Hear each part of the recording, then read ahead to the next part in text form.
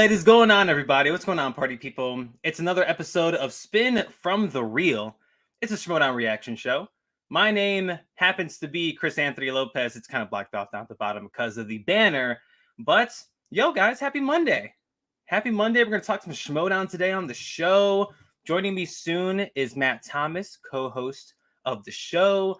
We sent him out on the mission as a channel. He went to go bust some ghosts, if you know what I mean. But that review will be coming shortly to the channel, like shortly as in over the next couple days. But we're here talking some movie trivia Schmoedown, and what a day, y'all! What a day! If you guys don't mind me sending a little bit of a tweet ski, but today was one hell of a day, y'all. I mean, I had a good day. Woke up early on a Monday. That never happens. Actually, got to sit down and watch the matches, and actually got to dissect them bit for bit.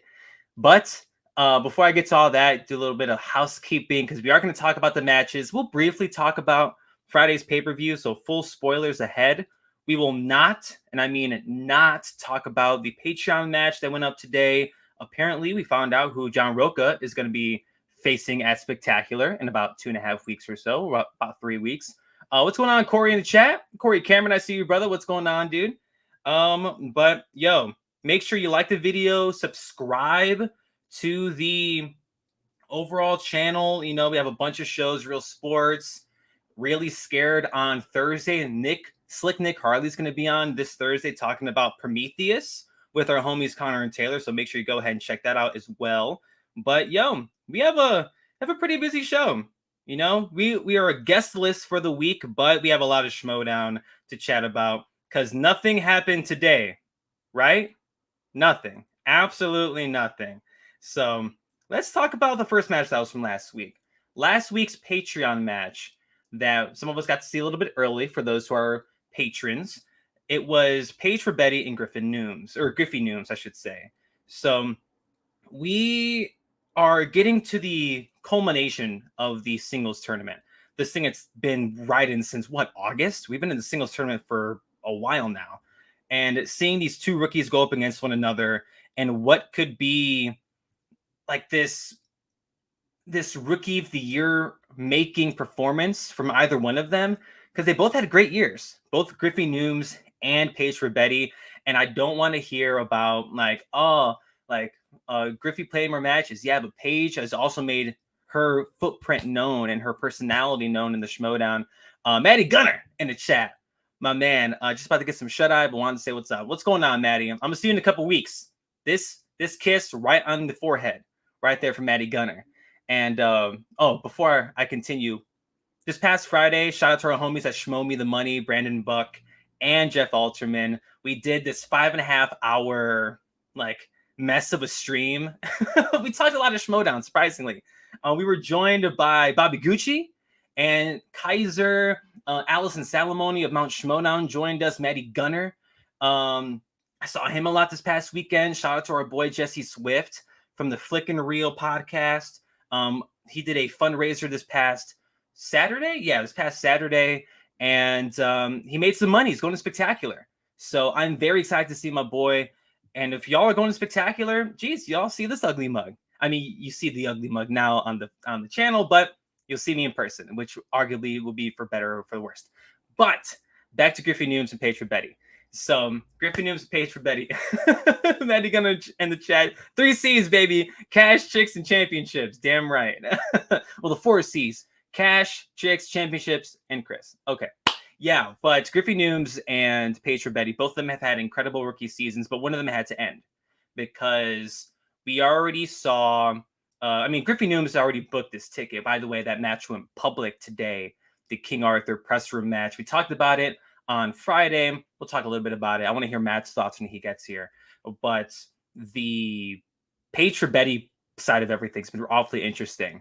We saw what happened with with her team's performance against Danger Zone with Drew McWeeny, and it was kind of a downer, So seeing Paige run through this tournament, getting that big upset against Ben, to me, it was upset of the year until Nikki DiMolanta had to come and snatch that when she beat Alex Damon. But Paige for Betty, this incredible personality, for the Suspects, one of these shining stars of the Suspects. And now she's facing Griffey Nooms, someone who's had this great run in singles alongside his fantastic run in teams with King Khan. And we'll get to King Khan. I definitely want to talk about King Khan when we get to the teams match. Leo Logan in the chat, what's going on, Leo, my best friend? Paige got tripped up by the term washed up on her 2-pointer. Yeah, dude. Like Paige, and that's it's the little things, right? And for Paige, it's always been the little things, getting tripped up or mishearing things. And that's, what happens. And it's these high stakes matches. And for her, the Suspects don't have too much representation that's spectacular. So she wanted to get there for her squad. And if I'm not mistaken, the only person that will be representing the Suspects is Nikki DiMolanta. And well, after this match, spoiler alert, because she ran into the wall that is Griffey Nooms. And also, if I'm not mistaken, someone in the YouTube comments of that video had pointed out to me that this was the first match, or at least the first time that Griffey Nooms asked for a repeat. I don't know if that's true or not. I don't remember all the Griffey Nooms matches, but he's been stellar in his performances. And Allison Salamone of Mount Schmoedown this past Friday made sure to inform us that he's like 8-0 in singles. Like what? Or something in like it's either 8-0 in singles or 8-0 overall. And I'm pretty sure it's 8-0 in singles. Because Griffey Nooms is living up to that high draft pick status he has from the beginning. Not only did he bring that character that a lot of us have been pining for, myself included, but he's kicking ass on the trivia side of everything. Like Griffey Nooms and the entire Finstock Exchange, we talked about it with Bobby Gucci on Friday. They are almost they're the most well-rounded faction of the bunch. And Corey Cameron in the chat corrected me, overall 8-0 overall. Thank you, Corey. And he's 5-0 in singles. Thank you. But the whole Finstock Exchange of it all, Griffey was chosen first for a reason, and he's living up to that. Not only is he going to Spectacular via teams, but he could be making his way there via singles as well. And when he got, I know a lot of folks were pining for John Carpenter. He got that a little bit later in the week. But I love seeing Jim Henson for him. And Paige obviously got her way through reboots and remakes, a category that we don't see too much. At least I don't remember seeing too much. And Jim Henson is a really fun category for me as a fan of Jim Henson. And Griffey Nooms absolutely slayed it. Sean Wingley in the chat. What's going on, Sean? Triple C's, baby. It's the quadruple C's when I'm here. It's Cash, Chicks, Championships, and Chris. That's what's up. But Griffey Nooms had himself one hell of a game. Granted, we've been saying that all season.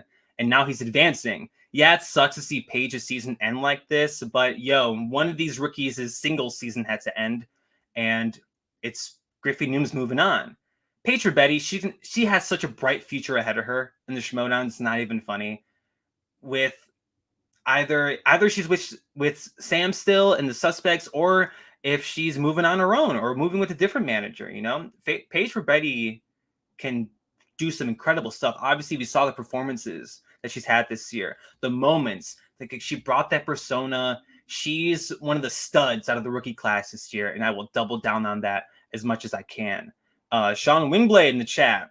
Downtown Griffey is for real, but Bibbs also been on a tear as well. Whoever wins this match is going to win the tourney, and my money is on the title at Spectacular as well. Bet on it. And Sean tripling down on the quadruple C's. You already know.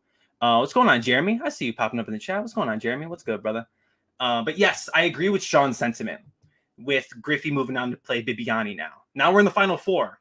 We have the Final Four set up, and I'll get to that other half of the bracket in a second.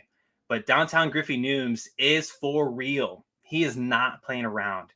And seeing him now face off against William Bibiani, this is the new rookie versus vet. This is last year's, if I had to use a comparison, Collins and Roca. Remember the hype Roca had going into last year's tournament? Like, he's going to run the gamut. He's going to crush it. He's going to kill it. And he ran into the wall. Little did we know at the time it was Adam Collins. But now we know of what Griffey Nooms is fully capable of doing. Or do we know what he's fully capable of doing? Like, do we know how good Griffey Nooms can actually be. We've seen him do really, really well this year, but have we seen him peak? I don't think so. Because I'm with Sean. Whoever wins between Bibiani and Nooms, that's who I got winning the tournament. No offense to the left side. The left side is damn good. But the right side of the bracket with Griffey Nooms and Bibiani, yo, that can do some damage. Because let's do some hypotheticals, right? Let's say it's Bibiani. Bibiani moves on, and the whole points thing of it all. Because let's not forget the points. We're getting down to it, y'all. Every point matters, especially if you're at the top. Because as of this past week, there are only 3 teams that take contention for the faction title. That being Corruption, the Finstock Exchange, and Quirky Mercs. And look who's represented in the final 4 of the singles tournament. You have some double dose, actually, of the Finstock Exchange. You have a little bit of the Stars, and you have a little bit of, you have a little bit of the Mercs. Okay, cool. 2 of those 3 factions are still in the title race.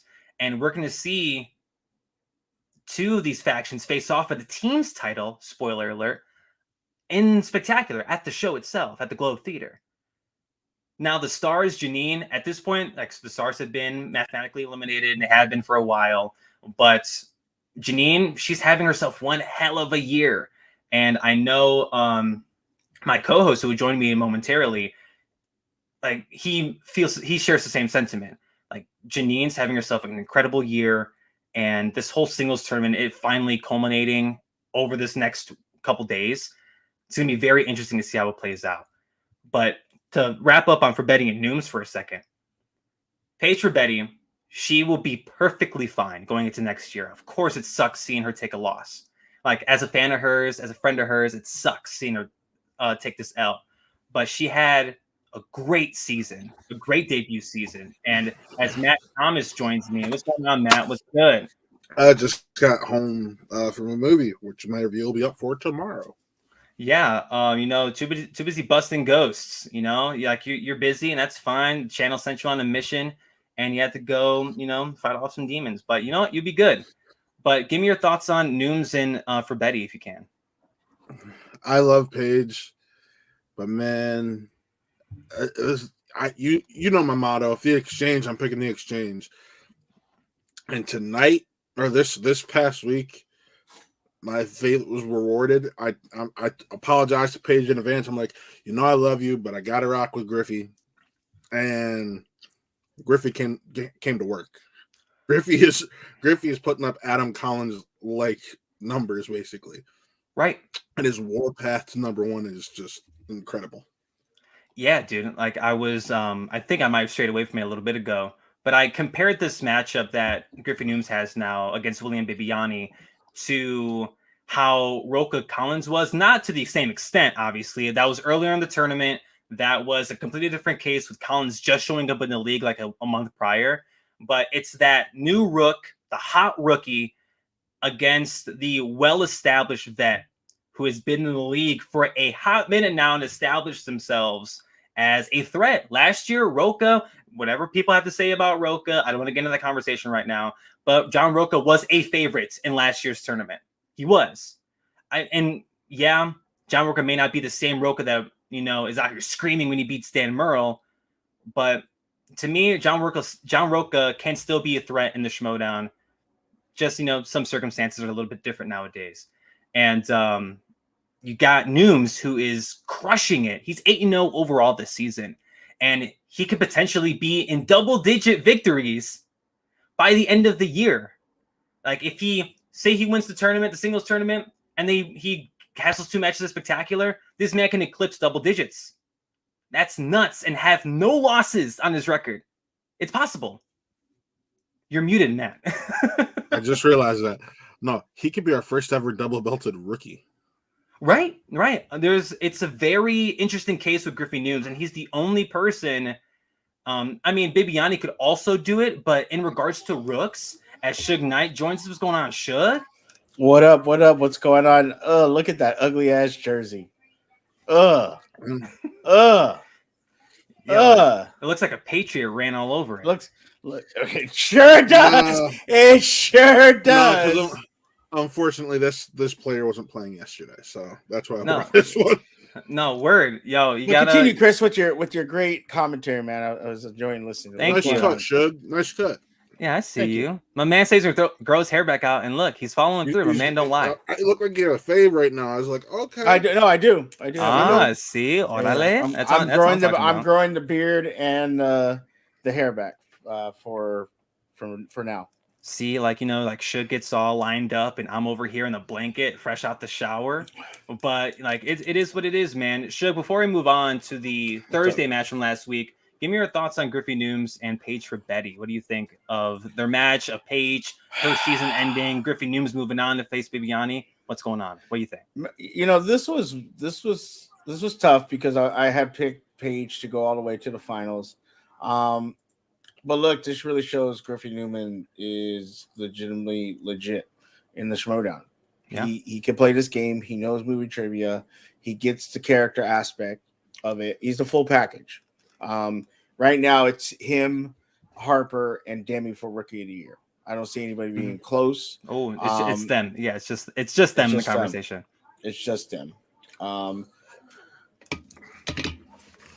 As I take a drink of my Thai water tea. break. My bad. Well, Oh man, we're drinking Tai Chi and Tai Chi. Tai Chi. If King Khan and Griffey do win the team's belt, if they win the team's belt, he gets to be put in the conversation. I'm not saying he's going to win. He's nominated. He's nominated. Yes, he'll get a nom. Yeah. He's nominated for sure. Yeah, totally. He's nominated for sure. If they win the belt, I think your 5 right now, actually, for me, is Harper. It would be Harper. God damn it. Nikki. Griffey Nooms, Demi, King Khan, and Rick Radis would be my top. I agree because he's had an overtime win. He's had a solid straight up win. Yeah, and he's got a knockout he's TKO'd. Win. Yeah, He's 3-0. He's undefeated. Y'all had me in the first half. And then King Khan, he has. Yeah, I'm sorry, Matt. King Khan has the one loss in singles, but he played really good. And if he wins a belt as a rookie with another rookie, we could. I know a lot of people. I think a lot of people are going after Khan because of that performance that he had, where he only had 3 points.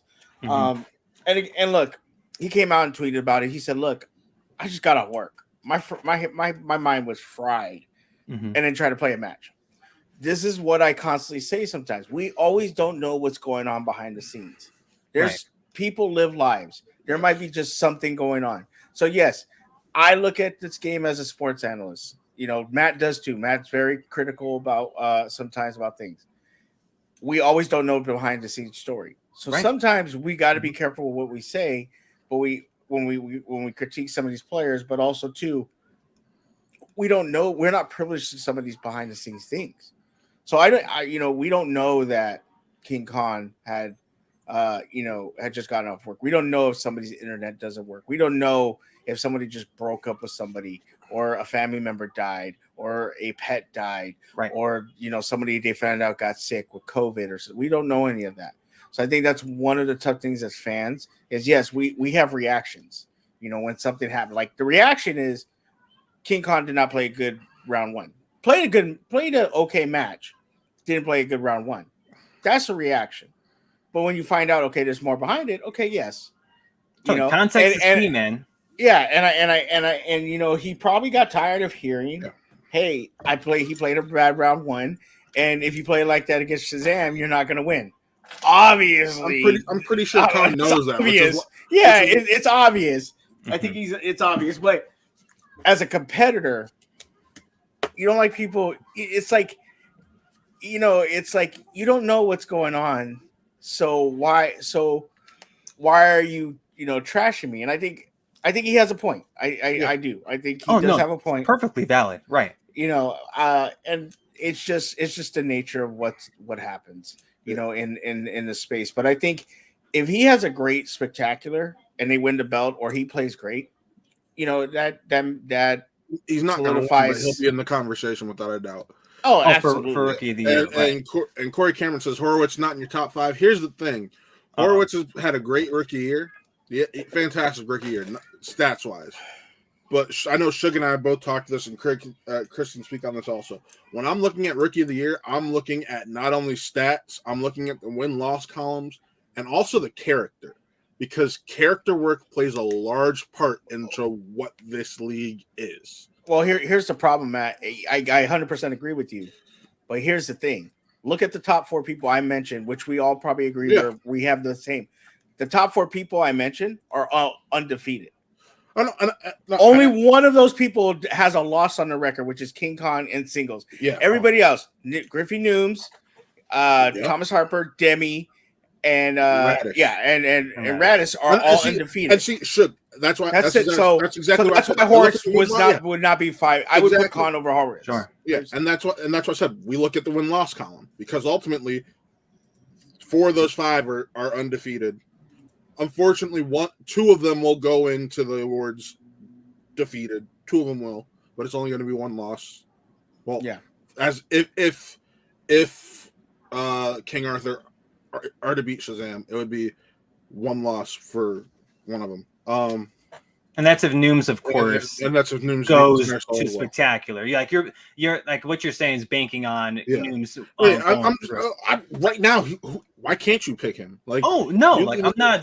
He's 2 division player, undefeated in both divisions right now. Going into a semi and going in and already finishing the finals of 1 tournament. Absolutely, he should be. Another person that should get recognition. And I think the only reason he doesn't, because of what happened in the finals, is Please say it. Thank you. Gold Leader has been in 2 finals of a tournament. Mm-hmm. Absolutely. There's only 2 losses or tournament losses. Yeah. And the 2 people in the Star Wars division are undefeated, by the way. Exactly. Yep. So he absolutely deserves to be in there.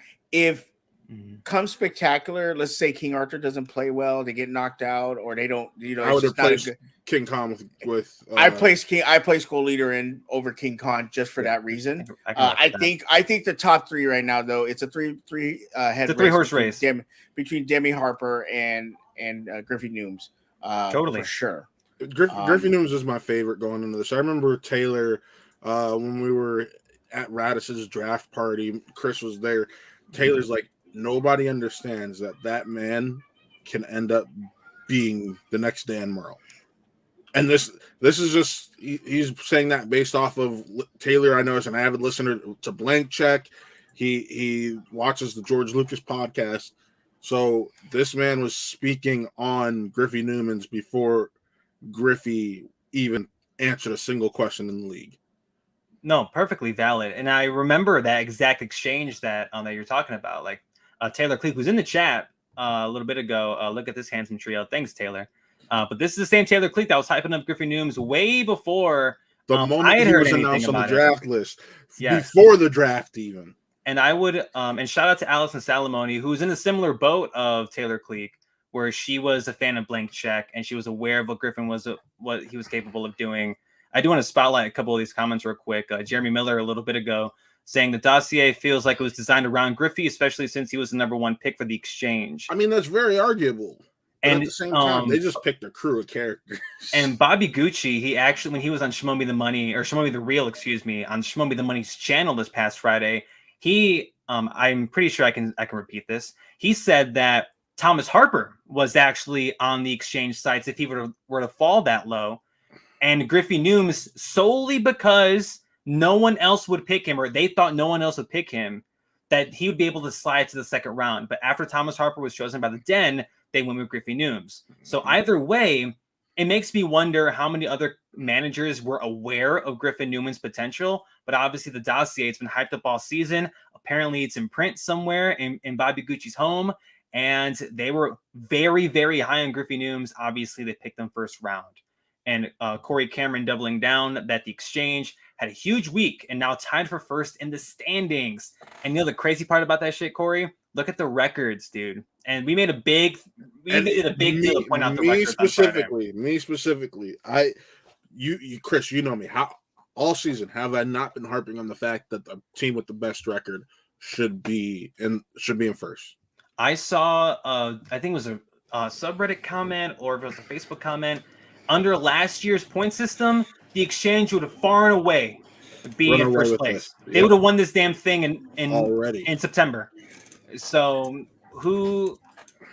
if it was a different circumstance, I know the points have been a highly controversial thing in the Schmoedown this year because of how many points are for what matches. The Schmoedown be controversial? No, Never just the heard of point a thing. system. Just the Right. point system. Yeah, just the Never point heard system, of of it. course. Yeah, nothing too crazy happening. But yeah, Corey, they're tied for first, and depending on how the Barbarians match with Janine goes and how Griffey faces against Bibiani, they could have a decent lead going into Spectacular. And on top of the title matches, now that does not eliminate the Mercs because there's only 3 teams left in contention. Sorry to all the dungeon heads. There's 3 teams left. It's the Mercs, it's the Exchange, and it's Corruption. And it's all gonna fall on Spectacular. And we'll get there when we get there. I don't want to jump too far ahead, even though on every show I've done this weekend where I talk Schmoedown, we definitely went all the way through Spectacular. Yeah. And I do want Bobby to comment. Gucci and Bobby Gucci made sure to remind us of their record and all this stuff. And he had made some great points, to be honest with you, about faction manager. About it was that's right. Yeah, my 3 Brown friends. Yeah, lunch break hot take. What's good, brothers? What's going on? But he reminded us what he was saying, and I get what he was saying. Like I got to be honest with you, right now it's him and Shannon. I don't think there's any other. Oh, managers. no, it's a Some shout out to people, Koi though. yeah, No, folks are some loving people Koi. will say Koi, and rightfully so, because you go from -2 or -1, whatever it was. To No, right up at the absolutely. But think of what Gucci has done, and I agree. You're not gonna he- you're not gonna hear me. Gucci's the disagree, GOAT manager. I am the exchange shill on You're this not show. you're not trying to convince You're anybody on preaching to the screen choir. here. Gucci's the GOAT, dude. And I know there was a certain somebody that was like, "Hey, I'm going to bed in a little bit." dude, And I then- don't even want to talk about that stream. I don't want to talk about it. Hey, I at least was he sitting- didn't fall. At least he didn't fall asleep before the show. I was sitting right here, and an hour in, I'm like, guys, like I think I'm gonna go. 6 hours later, I'm like, you know what, guys, I think I'm gonna go, and I meant it. And I was the last person to leave that StreamYard, ironically. But Jeremy Miller also pointing out in the chat that Josh Horowitz isn't a character; he's just charismatic, which I do agree. He's in like the Dan category, which I can rock with. And in regards to who I would put in the 5s, I differ just ever so slightly from Matt and Shugs. I would put, of course, Harper, Nikki DiMolanta. Of course, you're putting in your Griffey Nooms. Those 3 are locks. And shit, the winner will come from those 3. Who knows what happens between now and Spectacular? But we will not know who Rookie of the Year is until that night ends, which is pretty rad to say out loud. Yeah. And then those extra 2 spots are fun for me because you put in, you said Radis and what was the other one? Khan. Radis Khan, depending on what happens, right. goal leader or goal leaders or sub. And I apologize. Right. I apologize. I'm snacking. I've been out in the field all day. That's why I was late being on the show. No, I get to eat. I am starving right now. So take your nipples, dude. I'm eating prosciutto with mozzarella cheese. Okay. Some spicy nachos. That's what I'm talking about. Some Doritos. Hell yeah. Zero Coke.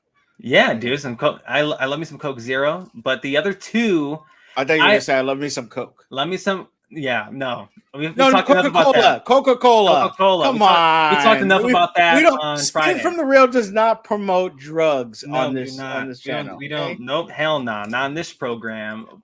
On the other 2 spots, though, are very interesting to me. I see why y'all would put Rick Radis in there. I think the only knock against Rick is how many matches he played this year. He only played the 3. Paige, I second Corey Cameron's notion in the chat. I think that Paige would be in the 5 personally, depending on how if Khan gets a belt at Spectacular, then he's a lock for at least a nomination. But as of right now, how everything stands, Paige is going to get consideration, but the problem is her great moment was beating Bateman and then to get TKO'd in the next round. Sure. It leaves a bad taste in my mouth. No, totally. But as at the moment, I got Harper. You know we love Paige, and we love Paige here. Of course. But I have Harper, DiMolanta, Nooms. I will throw in for Betty and again, as of right now, I'm weighing between Goal Leader and Rick Radis for the 5 slot. It's hard to knock. It's hard to not give Goal Leader his flowers. 2 Star Wars tournament finals, points within points of winning. Like, they weren't blowouts or big losses or TKOs or anything. They're very hard to swallow losses. But look who he lost to. It's Thomas Harper and Nicky DiMolante. We've been saying their names for months and months and months for good reason. Never got blown out. I do, Jeremy. I'm gonna push back on that because the FCL isn't a downgrade. The league is going to in person primarily next year, and some people can't afford to or have the time to be able to travel to LA, and some people are moving to the FCL for that reason. Yeah, the FCL, and let's not get it twisted. It's a moving over, not really a demotion. It's not like your WWEs, your NXTs. For all my wrestling marks out there, she got TKO'd and lost to Peggy. It happened. It's all about growth, man. She didn't. Hold up, Paige didn't lose to Peggy. Yes, she did. She gets TKO'd. No, she TKO'd this last match. Okay. I knew what he's saying. I thought you said she got TKO'd by Peggy. That's what I was lost to Peggy. Punctuation. Punctuation is what it's missing. Her best friend. I mean, at least Paige didn't get blown out 45 to 7. Yeah, dude. Rookie quarterback. But it's a good squad. Nonetheless, Jeremy, I see what you're saying, and I understand the knocks against Paige. At least Paige didn't lose to the Dolphins. At least Paige didn't lose to the Dolphins. Colin was the Ravens. But I do think that Paige does definitely deserve her flowers. Who knows? You might see 3 rookies from the exchange pop up in that 5, Nooms, Radis, and Goal Leader. And here's where my win-loss record comes into it. I can't put Paige on there because of her win-loss record. Because there's 3 L's total on the year. Khan at most is going to have 2 at most. Sure. Radis has 0. Gold Leader has 2, but again, they're tournament finals. Against the 2 best players in freaking Star Wars. There's 6 rookies there for me, and Paige is on the outside looking in. That's Jeremy. You could always tie with the bum ass Lions. Yeah. No, I will say this: the Lions aren't bums because I was telling Suge that this was a trap game off of this. It was absolutely a trap game. The Lions have been in every single game. They lost to the Ravens on a 65-yard field goal. Okay, let's not act like the Lions are horrible. Act like the Lions are good though. This is not real sports. Real sports Tuesday nights. I'm not talking about sports here. Oh no. We're gonna.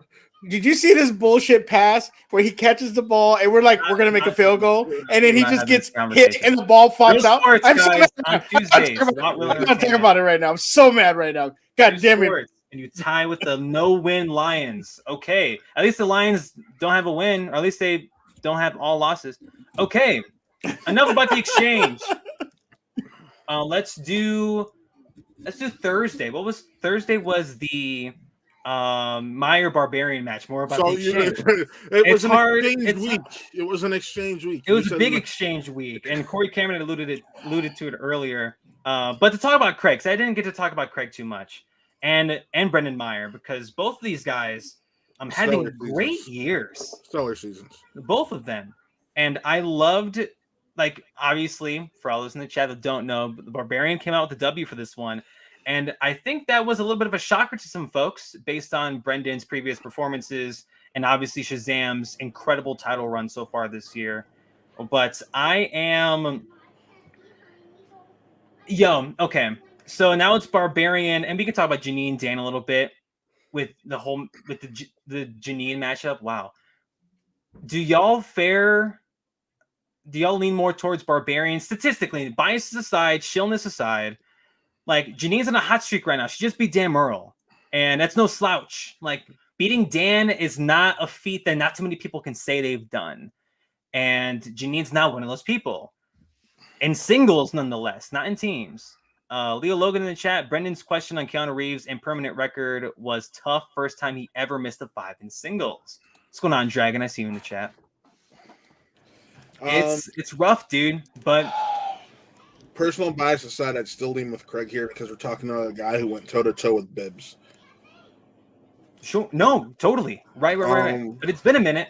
It's been a minute, but at the end of the day, they're both still playing in the semifinals, and I'd still have to go with Craig over Janine just based off of the sheer fact he's got a better track record Than Janine. Yeah. Oh, it's low. Yeah. It's a very small sample size. Yeah, it's a very small sample size, but at the end of the day, what's he rattled off? If he wins this, it'll be 4 straight. Something like that. Do we have? Yeah, let me just pull this up. So if he wins, we have 1, 2, 3. If he wins, that's 4 straight. 4 straight. So you can't really that sample size just grew exponentially at that point. Yeah, but he was having such a bad year. We thought Craig had we thought Craig if he didn't do anything in this tournament, my God, he was going to be mentioned with Goddard and Zipper this year. And Zipper, I think, and I said this earlier this year when we were talking about this. I think with Craig, he spent a lot of time getting these rookies prepped and up to speed, and he's a large portion as to why we've seen these exchange rookies excel as much as they have. Oh no, but that didn't reflect on his gameplay in regards to how good he should have been earlier in the year. That's my point. He was so busy focusing on helping them that his personal studying took a backseat and getting prepped for his matches. Oh no, totally. And now, like, you're facing up against Janine the Machine, who's been awfully hot. And look at her run up prior. Since you want to compare what happened earlier in the season. At least with Barbarian, let's do the same thing for Janine. Look at those losses that she took earlier this year. Like Marisol McKee, she took Marisol to her 5. Marisol's the current singles champion. She subbed in for Mark and Draco with the Otter couple and took Shazam all the way to the damn brink in what is arguably the best teams match of all time, digital aside. So Janine the Machine's had herself some incredible performances as well this year. More so that I would say I like those more than Barbarians. As Matt, your screen, Matt gave me the ugliest look right now, and the screen froze. I'm like, damn, like you look like I smell.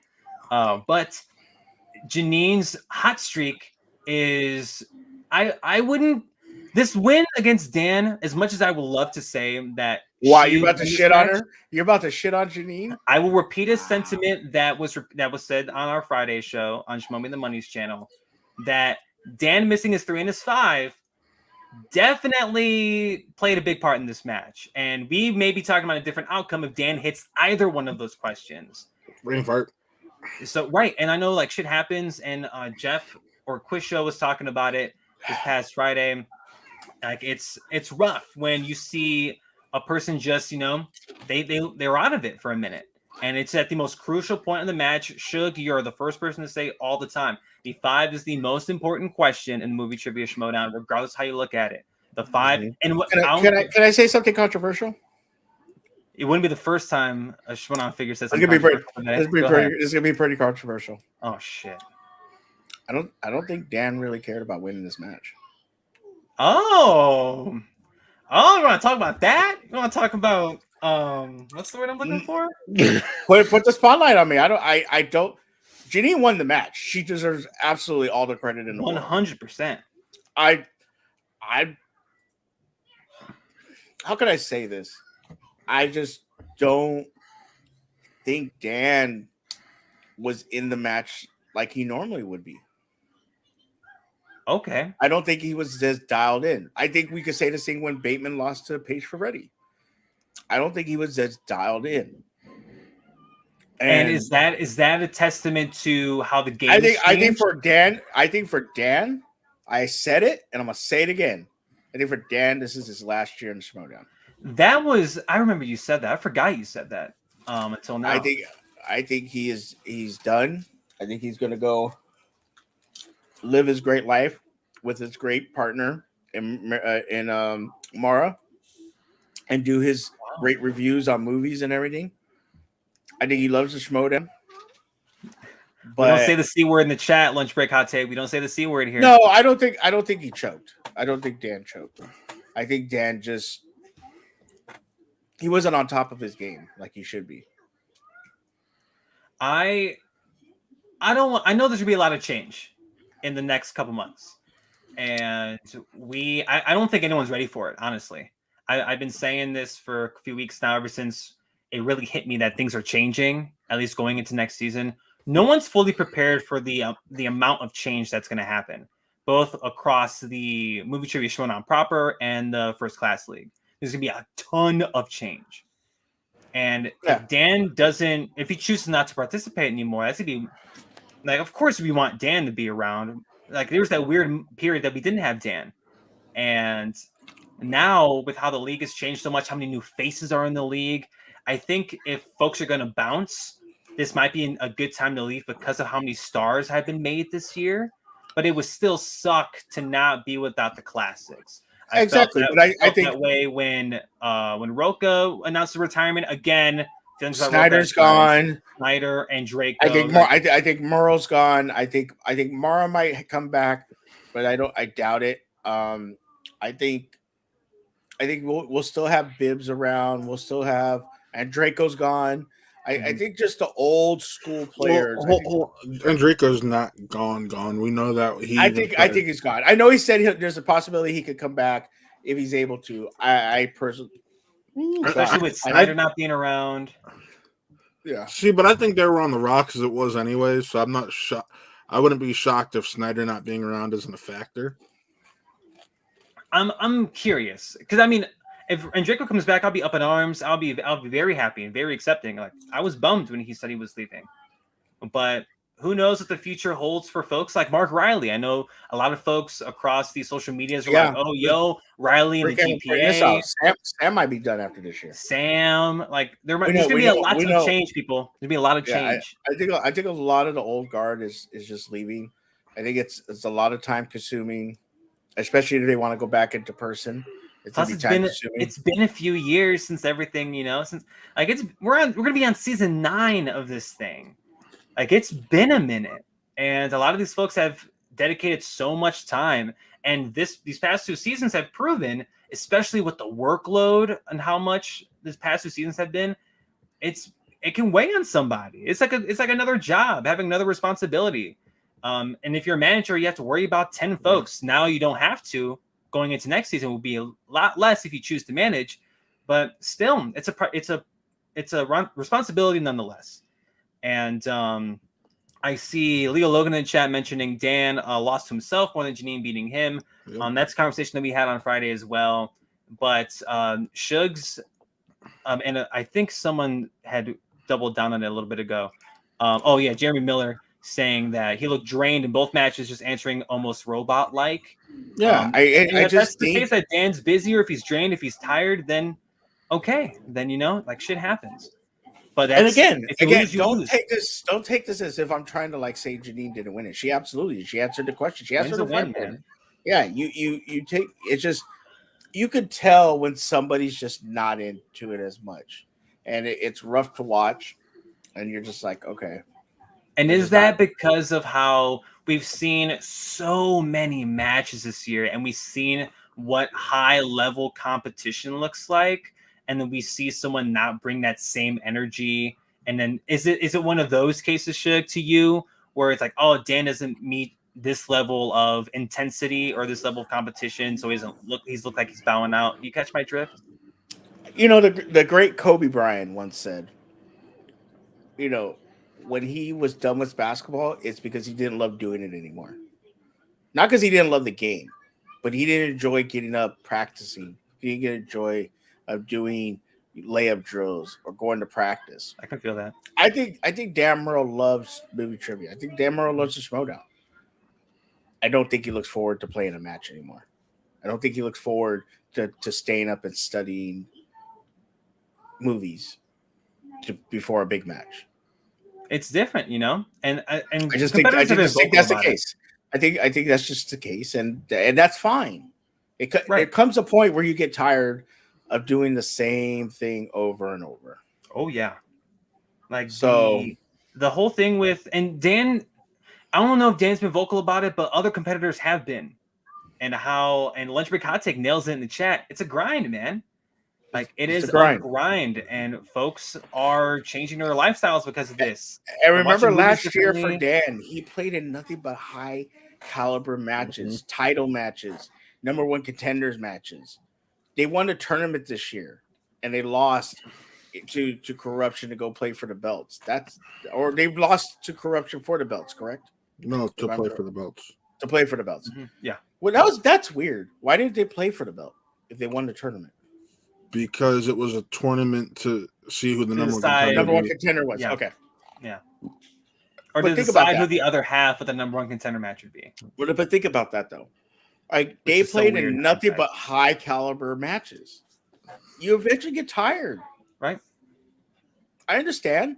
And this is it's different when I say he didn't look as much as into the match as we had an argument this year prior with the whole Greg Alba thing. Right. You know, Janine still had to answer her 5.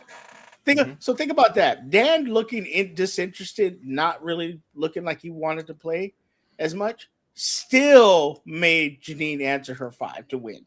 Mm-hmm. Okay, that's how good he is. Right. When he's locked in, he's an animal. So that's just how it is, and I think it's fine. If Dan wants walk away, Dan, you're good. Walk your way, walk out, go, chill in Arkansas with Mara, get married, have some kids, review some movies. And then come back next spectacular and demand your last ride. But you're a goat. You've done it. You've done it all. It's okay. I think every fan would be okay with that. Do I think the Schmoedown is going to be the same without him? No, because he's Dan Murrell. He's one of the best. Right. You know, but this is what happens in sports. It happens in everything. Father time catches up to an athlete, and eventually they got to say goodbye and retire. I think it's time for Dan Murrell. I think it caught up to him now, and I think he just doesn't enjoy the grind anymore. It's not worth the squeeze. You know, the juice is not worth the squeeze anymore. Nice. Real philosophical today, show. Yeah, Bobby Gucci got to me. Yeah, dude, he was a great chat. He hung out with us for a long time. Shout out to him and John Kaiser for coming on the show. Everybody hung out with us a lot. Yeah, everyone hung out with us. Except me. Except Matt, because my man was catching some Z's. But it was a whole night. And the videos on the Show Me the Money YouTube channel, you can go ahead and skim through. Yeah, Kaiser and Gucci played trivia, and it was absolutely insane. It was absolutely nuts. But yeah, go check that video out on the Show Me the Money channel. It was a great time. A lot of excellent. A lot of sleep was lost. A lot of sleep was lost. I woke up on the couch. Didn't even make it to the bed. It was a mess and a half. But very appreciative of our last proper Friday evening post pay-per-view Schmo Me the Real. But we'll talk about some other Schmo Me the Reals at the end of the show. So I want to talk about Friday momentarily with Matt, because my man was catching some Z's while all this was going down, because we just got done talking about Horowitz and Nooms and Khan, but in the respective teams, they also had a team's final that we just saw on pay-per-view. Press Room, King Arthur, Suge and I, we chatted about it a good amount, surprisingly, on Schmo Me the Real this past Friday. But Matt, once you woke up, you got the chance to see the match, saw the victor, you saw King Arthur advance. What were your thoughts, man? Give me the lowdown. I mean, my Gucci boys did it. That's all I got to say. No, I had all the faith. We know P. Nemiroff is very streaky, and that kind of was her downfall. Granted, like we know, Khan didn't have the best match, but we know the circumstances now behind said issues. Right. And I have all faith in Khan to rebound that spectacular. I mean, you saw his tweet. I was the first person to retweet it, and I put the Kevin Hart "It's about to go down" gift to go along with it. It was realistically, for the most part, this match was Nooms v. Horowitz 2, and Horowitz came out on the losing end of it again because Griffey is that much of a monster. So, and Leo Logan make sure to point out in the chat that speed round for Press Room.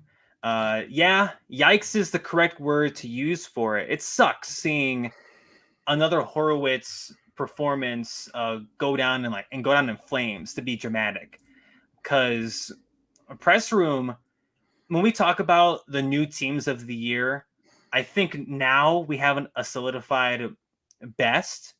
But Press Room, they're out here kicking some ass. Like, Press Room deserves their flowers. Both of them, Josh Horowitz and Perry Nemiroff. Yeah, their seasons are done. Their respective seasons are done. And they did some great works as the B team for the Mercs. They were the B team. And while the A team was out there retaining belts against some of the other better teams in the they're gonna have a chance to redeem their B team. That's spectacular. Yeah. And I don't want to do spectacular predictions, but that's gonna be one hell of a match. Yes. The two of them, King Arthur and Shazam. You talked about Khan, and I know on Friday we said some things about King Arthur and their potential, and they're going to be, and how their match they're going to be facing Shazam. But the two things that we as a collective on Friday were really talking about was like, I know the circumstances will be different. My boy King Khan, spin from the reels, his kingdom as far as I'm concerned, and 3 points in the first round, it's not a great performance. No. And especially when you're facing off against a team like Shazam, and if I heard the numbers correctly, they average like 15 to 16 points just for the first round between the two of them.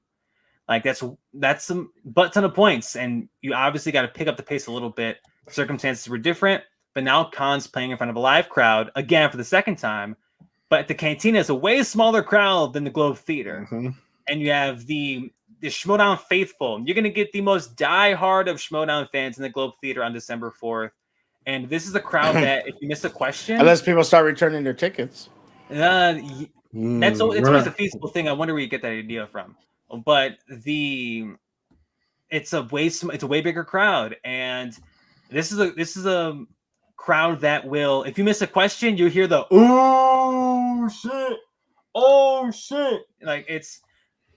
And that's coming from hundreds of folks, And Griffey Nooms, obviously, we saw what he can do in front of a live crowd. Shazam, we've seen their spectacular performances. They're not too great at spectacular. There are a lot of different factors going into this. And I'm very, very intrigued to see how King Arthur does against Shazam in the live crowd. And we'll be able to see it. Hey, Corey, I only speak facts, homie. Okay? I only speak facts. And I can't return my ticket because Chris bought it for me. I bought the damn thing. Otherwise, I would return it. And for all those wondering, I love the show. I love the Schmoedown. At the show, I got the email. Buck told me about the email. I saw it in my spam, but I got it. It was in your spam? It wasn't in my spam. It was buried. Well, good thing. Have you gotten your booster yet, Chris? I have not. I have. I took the John Kaiser approach, and I got the vaccine sucked out of me. I didn't want any more. Dude, isn't Kaiser funny? Him and Gucci. he was on 11 that evening. It makes me miss the Kaiser and Gucci show because they were just going. We had that this past Friday. We had late night with Kaiser and Gucci for like 3.5 hours. So overall, last week was very exchange heavy. It was very much exchange, but that's the vibe that we're going to be having over the course of this week too. We got a lot of exchange, and that's how shit's planned out. We've talked about it on this show. We talked about it on Friday with Bobby Gucci. Like, the exchange has been shat on for months and months and months, even after they were winning. They were winning. Chris, have you seen? I want to make this TikTok, but I haven't had a chance to do it. Have you seen that TikTok where they go just like that? Lola's gone, and all of a sudden you hear. Wrong. I'm right here, you fucking Brussels sprout. That's Bobby Gucci. In the beginning of the season, when he drafted all these rookies, people were like, yeah, he's not doing it. And guess what? He has an opportunity to win Manager of the Year. He has an opportunity if things go right in the tournament. He has one opportunity to win a belt, and he also has Griffey Nooms and Barbarian in the semis of a tournament, to where one of them if one of them make it to the finals and wins, they could be in the spectacular. We all counted Bobby Gucci out. Let's keep it 100. Not me. Shut up, Matt. Everybody was counting him we out. implies Not me. We First need to off, pump the brakes. I saw your guys. Weren't you on our draft special or whatever? I remember something like that where you talk crap about Bobby Gucci, Chris. I have to Whoa, go back and look at the tape. Yeah, I remember that. You gotta always go back and talking look at crap. the receipts. Yeah. I'll That's find the them. Don't goat, trip. man. If not, I'll said make in something. I'll Gucci make I something up. trust. I'll make up a fake post. It's okay. It's Yo, fine. I vividly remember Matt and I went live on stereo. Y'all remember that? Yeah. We went live on stereo after the damn draft, and we're like, the only team we don't know how to talk about them is the damn exchange. Yep. So, And the only I don't wanna hear person it. that was listening to you on stereo was Corey Cameron. So and it was Corey and And Jesse Taylor Swift. Swift. Jesse Swift also. And Jesse Swift. Nick Real, loves Jesse real Swift. quick. So I always pull up the schedule, for just so we can talk about the matches coming up. And I just thought this was an interesting thing that popped up. Expo tickets were just added. I wonder why. Expo ticket? That's the fan That's event, right? the fan event before that was sold out for the longest. Expo tickets were just added. Oh, cool. I hope you know folks what just popped up on mine, and I thought this was hilarious. Oh, pump the I brakes. have to share it. Real quick. When you cool it. And Corey, I saw your comment. I agree. I thought you were white.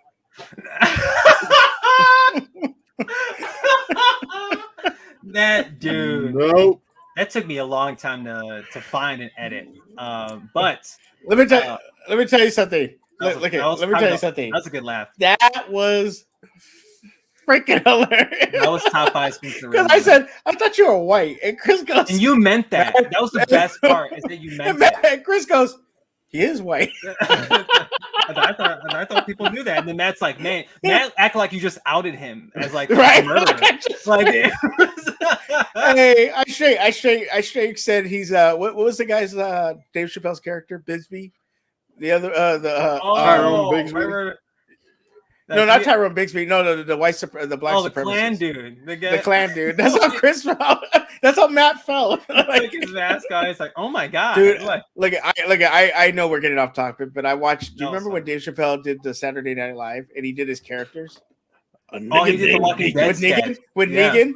Mm-hmm. And then, but when he does the Klansman, he goes, ain't nobody's told you black? And he goes, with this hat, I've been told otherwise. I'm telling you, man. Dude, the best thing ever. Sorry, apologize. Speaking of controversy, we're talking about Dave Chappelle now. Jesus. Yeah, speaking of controversy in the MTS, my God, I highlight it. No, we're not. The one thing I will highlight is I do love Jeremy Miller just being honest. He counted out Gucci, not Barbarian. He's called them the Craig Stock Exchange all year. That's clever. Wait. What do you mean we're not going to highlight it? That's my don't get it twisted of the moment of the week. No, Suge, it might even be my wheel slice of the week. But let's keep the show going. Let's go. Wheel slice. Let's do wheel slice. There are a bunch of good wheel slices. I liked a bunch of them this week. Chat, if you got a favorite wheel slice of the week, let us know. Damn. I loved a few. I mentioned Jim Henson for Griffey Nooms at the top of the show. I loved seeing that category again and him him just absolutely annihilating it. I think I'm going against the Muppets. You crazy. It's the Jim Henson slice.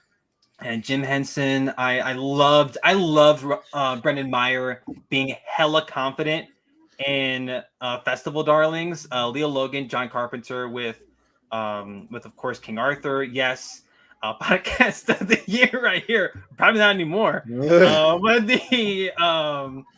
we appreciate the love, Corey Cameron. Thank you. Janine and rom-coms. I think I'm gonna go Festival Darlings with Brendan Meyer. He was hella confident. Festival Darlings has been known to screw some people over in the Schmoedown before. So I'm gonna rock with Festival Darlings. Jeremy Miller with Scorsese for Dan. Yeah, that was a goodie too. That match had some good ones. I love the rom-com and Scorsese twosome that was there. Yeah, Chris, I think I'm gonna go fund your wheel slice. You're gonna do that for Festival Darlings. Yeah, I think Festival Darlings. I'm gonna go fund that. I think it. I think it Duly was noted. Matt. Why you look so uncomfortable? You can always drop out of the stream. Let's. No, because I gave Chris a warning. And I will act on that, Chris. I will act on that. I have no idea what you're talking about. Look at your text messages from me. Did you text me an hour ago? An hour hour ago? ago. Wait! Don't hold on. We're not gonna have this private conversation stuff. You got something to say, Matt? Say You it. texted me after I started the show. Come on, I didn't know that. I didn't, bro. I was Come drunk. on. What's the text message say? I'm not gonna read it. Let's Okay, do well here. Well, predictions. I'll make it easier for you guys. I'll talk about it then. No, Okay. no, Okay. Chris, my finger is on the button. Let's do. You better not end the damn show.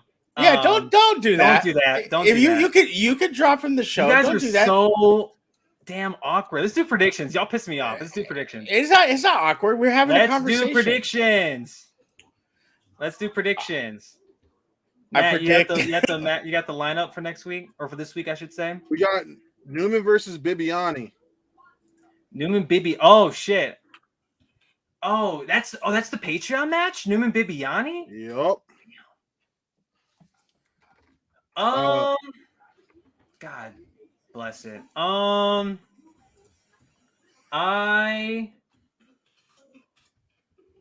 gonna ride the Newman wave. I'm gonna go with Griffey Nooms.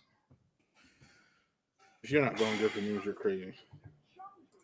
Oh, what do you mean you're crazy? I'm Bibiani Big Bibs has on been a spike. champion. Bibiani is Thanks, Saul. Yeah, dude. And it was after the show started. It was at 8:01. That's when I hit start live. Bro, my phone normally updates when we go live. It didn't today. Yeah, So, I went live at the same time. But thanks, Saul, for coming and checking out the show. I think Right, you gotta go with Bibbs. You gotta go with Bibbs here. You're gonna second Leo Logan in the chat, rocking with Bibbs. Jeremy Miller also rocking with Bibbs. It's a toss-up, dude. Corey Cameron picking Griffey Nooms. Yo, it's a toss-up. It's the established vet who's made his way through the tournament against the upstart rook who's made waves in his debut season, awfully reminiscent of a William Bibiani a long time ago and of an Adam Collins. So there we go. I don't blame you though. It's a coin toss. So I'm not married to the Griffey Nooms idea, but I'm gonna ride the wave. I'm gonna pick Griffey Nooms. What's Thursday? Thursday is Janine versus Barbarian. Oh, so we're getting all singles matches this week from the looks of it. All singles matches. Okay, duh. That's all that's left. I'm gonna ride the wave. I know Dan misses 3 and is 5, but Janine has had some great performances. She's been, say what you want about the match against Dan, she won the damn thing. Anything's possible in the Schmoedown. I'm riding the wave. I'm picking Janine. Sure, who you got, brother? I think that I think Janine's win from over Dan was huge. It's a big deal. Mm-hmm. I think that's like a career-defining W. Yeah, that's a career-defining W. Can't you do it twice in a row, though, is the question. Barbarian's been hot. I don't know. I think I'm going to go with Barbarian in this one. I think we're going to have Barbarian, the Beast versus the Barbarian in the finals. Is that their second? This is the first time meeting up since all that time ago? Last season, yep. Last season. That felt like forever ago. Oh, my God. Matt, I mean, it's the worst kept secret. The Shills. The exchange, baby. We're getting an exchange. We are getting an exchange tournament final, and my heart's gonna break. And I'm gonna be Suge while watching Demi versus Harper. I'm gonna be like, I can't lose it. It's gonna be like me in 2016 when I had to watch the Cleveland baseball team versus the Chicago Cubs. Baseball team. They have a name. It's the Cleveland Guardians. No, we don't. Not officially. I'm gonna rock with them until the lawsuit goes through. But I like the Guardians. That's the name I wanted. It's a cool name. It's cool. The logo's ass, but it's a cool name. The logo is ass. But no, I'm gonna be like Suge when it comes to Demi versus Harper. I'm gonna be crying. I'm gonna be happy because we win, we lose. Bro, could you think about where the exchange will be at if they win out this week? That padding on first place, all alone in first place, would be insane. It would make spectacular. They would need Mike to lose and one of those matches won. Actually, no, they can have Mike win, and if Griffey beats Marisol, if that is a thing, or Craig beats Marisol. So I'm assuming you have Griffey winning the tournament. That's no, I don't honestly don't know. Because that's the Friday match, right? It's Griffey the tournament final. It's Griffey or Bibbs versus Janine it's the final. or Barbarian. So yeah, for Friday, you, it's Nooms or Barbarian. It's Nooms or Barbarian. Are you leaning towards? Let's pick our final. Come on, you have Nooms or Barbarian. Because to me, I said at the top of the show, I spoiled it for everyone listening and watching. I know who I have a feeling who's going to win this. I know who's going to win this. All right. The person who wins this match will be a member of the exchange. That was a good one. Damn. So the person who I like that a lot. The person who wins this match wears glasses. It's a white male. The person who wins this match is a white male. Come on, you made me pick. Come on. I don't want no push. Pick one. I don't know push. No. If Suge can give a push on Nikki and Harper, I'm giving a push on this. That match hasn't happened yet. We haven't even talked about that Star Wars match. Give me a pick. Here, let's talk about it in the chat. Let's see what the chat got. First of all, Jeremy Miller has Barbarian beating Janine, and so does Leo Logan having Barbarian, but Corey agrees with me in having Janine. Corey also doubles down saying Newman will win the tournament, the whole thing, regardless of what happens.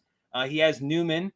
Leo has Barbarian winning the final to him, and Let's Break Hot Take has Janine. Damn right, dude. It's a great foursome, and I'm so glad the chat's picking. And I'm waiting for Matt. You know what, Matt? I'm gonna give you a second. I'm gonna give you a minute. I'll go first. Give me Barbarian. Oh, damn. The match, he's helped train these guys all year. He knows Griffey's weaknesses. If anyone, if in my finals, if anyone beats Griffey, it would be Craig because he's been helping Griffey this entire time. And honestly, I think it would benefit Griffey if Griffey were to lose in the singles final because, I mean, that's one less match he has to worry about at Spectacular. He's not stacking it up. We do not condone tanking matches here.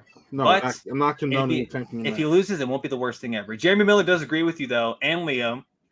Y'all have Barbarian winning. Yo, any of these four can realistically take it, obviously. Corey Cameron saying my pre-tournament prediction still holds true. Newman wins the tournament. Wow, Corey, you had Newman from the jump. Wow. Yeah, Corey did. Be impressive. Good for you, Corey. I'm actually going to second Corey's choice. I said at the top of the show, I said this maybe last week, but I'll double down on it, triple down on it. The winner of Bibiani, Newman, will win the whole tournament, in my opinion. And I think Newman wins out. He'll beat Bibiani.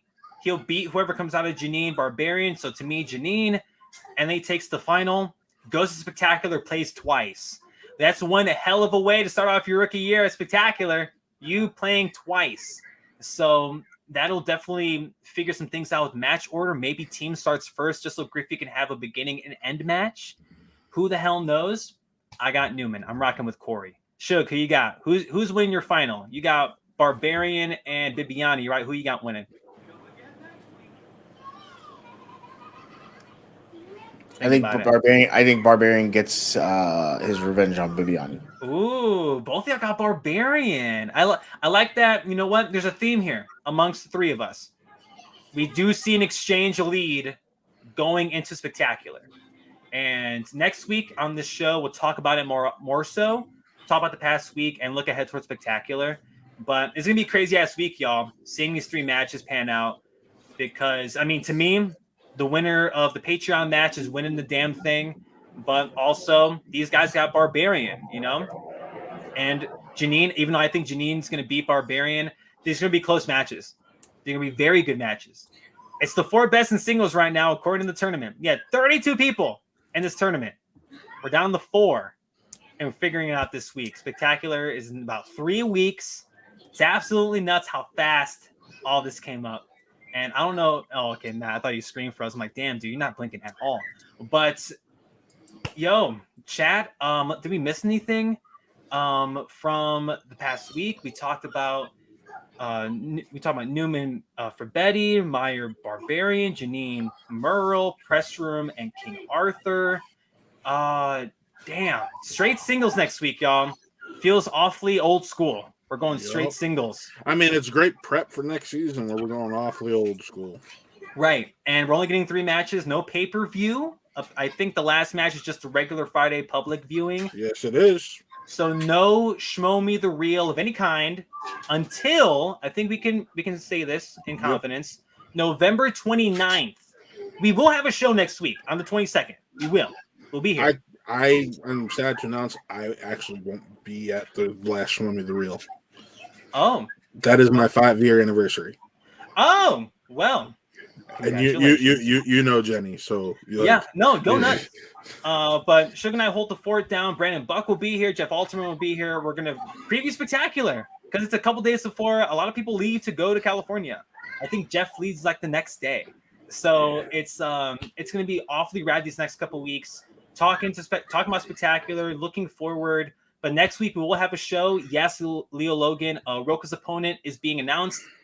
It is in the Patreon match. In the Patreon match, yes. So of course we're not going to talk about it here. We'll talk about that next week. We'll look ahead to that. We'll talk about the singles final. Probably won't have as long of a show. Thank you, Jeremy. Probably won't have as long of a show next week because we do want to save all the Spectacular. And it's gonna this week was a shorter show as it was. Right. All 3 of us are here. We didn't hit 90 minutes. That's weird. Very. But we have straight singles, dude. Well, that's because I'm not allowed to talk about what I want to talk about. A lot of single stuff, and I am very much looking forward to the next couple weeks. Seeing how the Schmoedown is going to properly form into Spectacular once we're all there, and I can't wait to see all your smiling faces. But if I didn't miss anything, that's the program. Yep. That's been From the Real on your Monday, November 15th. Thank you all in the live chat for watching. Thanks to everyone who sent their predictions or real slices of the week. We are very much appreciative of every single one of y'all. Thank you. Make sure you like the video if you're watching this after the fact. Leave a comment. Let us know what you think of the matches from this past week. Subscribe to the channel. Hit the bell for notifications for when we go live. Really Scared is live this weekend with Schmoedown Zone. Slick Nick Harley talking some Prometheus on the show this upcoming Thursday at Real Sports. We have Saber Reels, a bunch of other programs. Make sure you subscribe, hit the bell for when we go live, because guess what? We go live for every single one of these programs. So, hit the bell and subscribe, like the videos, show some love to everyone in the chat. Thank you so much. So, Suge, where can the folks find you on social media? You can find me at Suge Knight 323 on Twitter, Suge Knight 323 on TikTok, and you can also find me on YouTube, Suge Knight 323, I believe, also. If I'm not Matt. mistaken.